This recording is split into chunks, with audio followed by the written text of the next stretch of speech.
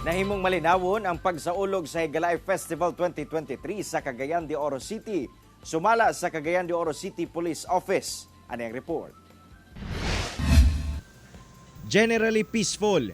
Kini ang assessment karon sa Cagayan de Oro City Police Office ngadto sa month-long celebration sa Higalay Festival 2023. Walay natala o naitabong dakong kadaot atol sa mga core event, ingon man parallel events. May kalabutan sa selebrasyon. Sa ilang assessment, dagsa ang mga tawo sa mga aktibidad. Hinoon, aminado ang kapulisan nga aduna gyapon mga krimen nga nahitabo sa syudad sa tibok bulan sa Agosto apan wala kini nakaapekto sa selebrasyon. Petty crimes sa nagkadaiya nga police stations gaka-address man pod sa atong mga respective police stations commander o atong mga operatiba. So ang ato lang panahon sa core event walay kakulian o walay dagkoong hitabo nga natala o gamo na itong gipasalamatan sa kaitasan.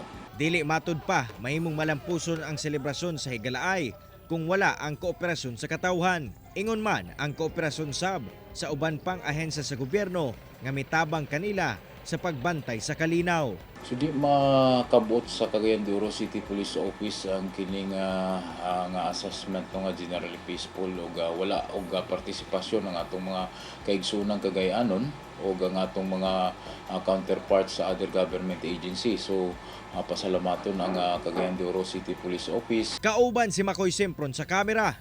Ako si Cyril Chavez para sa At Home with GMA Regional TV.